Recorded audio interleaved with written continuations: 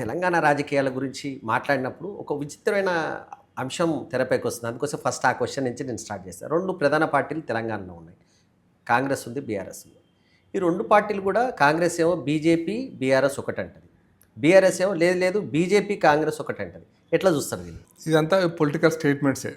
అది ఒక రకంగా ప్రజలను తప్పుదో పట్టించడం కోసం అని ఒక చీప్ పొలిటికల్ స్టేట్మెంట్స్ లాగా నేను భావిస్తాను. ఇప్పుడంత వరకు మీకు జస్ట్ సింపుల్ అనాలిసిస్ చెప్పాలంటే బీఆర్ఎస్ బీజేపీ ఎప్పుడు కలిసి పనిచేయలే.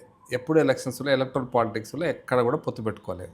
బీజేపీ కాంగ్రెస్ అనేది చరిత్రలోనే లేదు.